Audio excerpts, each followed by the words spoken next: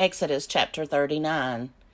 Of the blue, purple, and crimson yarns they made finely worked vestments for ministering in the holy place. They made the sacred vestments for Aaron, as the Lord had commanded Moses. He made the ephod of gold, of blue, purple, and crimson yarns, and of fine twisted linen.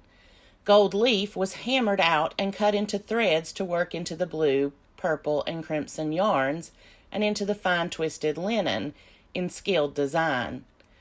They made for the ephod shoulder pieces, joined to it at its two edges. The decorated band on it was of the same materials and workmanship, of gold, of blue, purple, and crimson yarns, and of fine twisted linen, as the Lord had commanded Moses.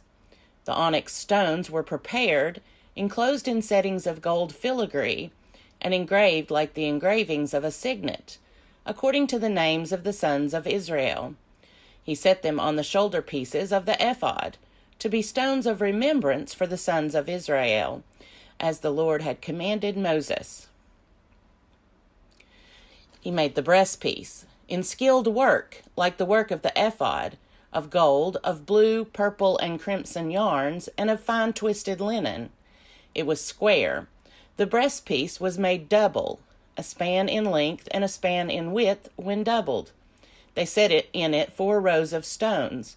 A row of carnelian, chrysolite, and emerald was the first row, and the second row a turquoise, a sapphire, and a moonstone, and the third row a jacinth, an agate, and an amethyst, and the fourth row a beryl, an onyx, and a jasper. They were enclosed in settings of gold filigree. There were 12 stones with names corresponding to the names of the sons of Israel. They were like signets, each engraved with its name, for the 12 tribes. They made on the breastpiece chains of pure gold, twisted like cords, and they made 2 settings of gold filigree and 2 gold rings, and put the 2 rings on the 2 edges of the breastpiece. And they put the 2 cords of gold in the 2 rings at the edges of the breastpiece. 2 ends of the 2 cords they had attached to the 2 settings of filigree.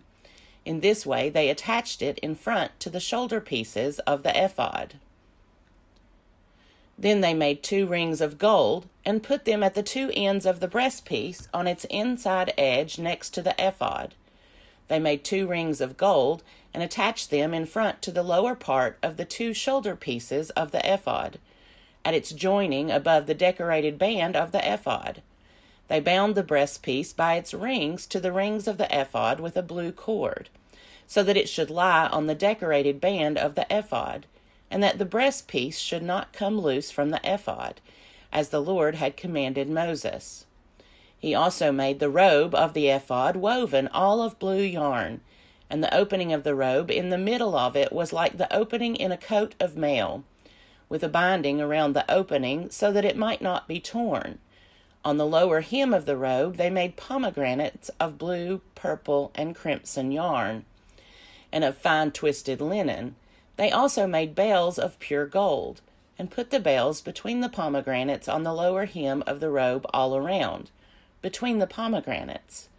A bell and a pomegranate, a bell and a pomegranate all around on the lower hem of the robe for ministering, as the Lord had commanded Moses. They also made the tunics, woven of fine linen, for Aaron and his sons, and the turban of fine linen, and the headdresses of fine linen, and the linen undergarments of fine twisted linen, and the sash of fine twisted linen, and of blue, purple, and crimson yarns, embroidered with needlework, as the Lord had commanded Moses. They made the rosette of the holy diadem of pure gold, and wrote on it an inscription, like the engraving of a signet, "Holy to the Lord."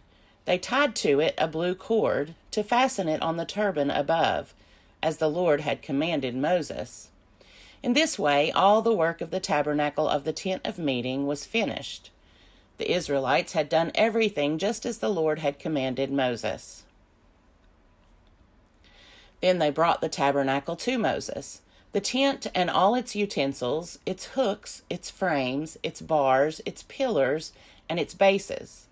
the covering of tanned ram's skins, and the covering of fine leather, and the curtain for the screen, the ark of the covenant with its poles and the mercy seat, the table with all its utensils, and the bread of the presence, the pure lampstand with its lamps set on it and all its utensils, and the oil for the light, the golden altar, the anointing oil and the fragrant incense, and the screen for the entrance of the tent, the bronze altar and its grating of bronze, its poles and all its utensils, the basin with its stand, the hangings of the court, its pillars and its bases, and the screen for the gate of the court, its cords and its pegs, and all the utensils for the service of the tabernacle, for the tent of meeting, the finely worked vestments for ministering in the holy place, the sacred vestments for the priest Aaron, and the vestments of his sons to serve as priests.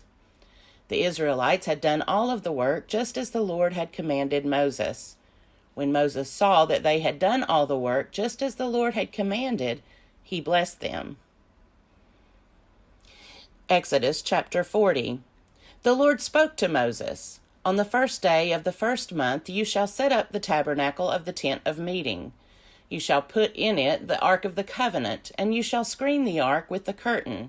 You shall bring in the table and arrange its setting, and you shall bring in the lampstand and set up its lamps. You shall put the golden altar for incense before the ark of the covenant, and set up the screen for the entrance of the tabernacle. You shall set the altar of burnt offering before the entrance of the tabernacle of the tent of meeting, and place the basin between the tent of meeting and the altar, and put water in it. You shall set up the court all around, and hang up the screen for the gate of the court. Then you shall take the anointing oil, and anoint the tabernacle and all that is in it, and consecrate it and all its furniture, so that it shall become holy. You shall also anoint the altar of burnt offering and all its utensils, and consecrate the altar, so that the altar shall be most holy. You shall also anoint the basin with its stand, and consecrate it. Then you shall bring Aaron and his sons to the entrance of the tent of meeting, and shall wash them with water, and put on Aaron the sacred vestments, and you shall anoint him and consecrate him, so that he may serve me as priest. You shall bring his sons also, and put tunics on them, and anoint them, as you anointed their father, that they may serve me as priests, and their anointing shall admit them to a perpetual priesthood throughout all generations to come." Moses did everything just as the Lord had commanded him. In the first month, in the second year, on the first day of the month, the tabernacle was set up.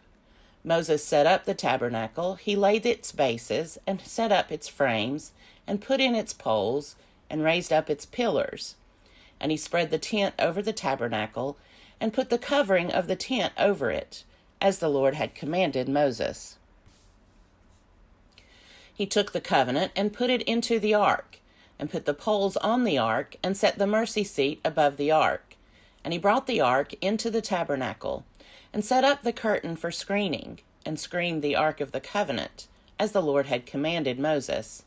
He put the table in the tent of meeting, on the north side of the tabernacle, outside the curtain, and set the bread in order on it before the Lord, as the Lord had commanded Moses. He put the lampstand in the tent of meeting, opposite the table on the south side of the tabernacle, and set up the lamps before the Lord, as the Lord had commanded Moses. He put the golden altar in the tent of meeting before the curtain, and offered fragrant incense on it, as the Lord had commanded Moses. He also put in place the screen for the entrance of the tabernacle. He set the altar of burnt offering at the entrance of the tabernacle of the tent of meeting, and offered on it the burnt offering and the grain offering, as the Lord had commanded Moses. He set the basin between the tent of meeting and the altar, and put water in it for washing, with which Moses and Aaron and his sons washed their hands and their feet. When they went into the tent of meeting, and when they approached the altar, they washed, as the Lord had commanded Moses. He set up the court around the tabernacle and the altar, and put up the screen at the gate of the court. So Moses finished the work. Then the cloud covered the tent of meeting, and the glory of the Lord filled the tabernacle. Moses was not able to enter the tent of meeting because the cloud settled upon it, and the glory of the Lord filled the tabernacle. Whenever the cloud was taken up from the tabernacle, the Israelites would set out on each stage of their journey. But if the cloud was not taken up, then they did not set out until the day that it was taken up. For the cloud of the Lord was on the tabernacle by day, and fire was in the cloud by night, before the eyes of all the house of Israel at each stage of their journey.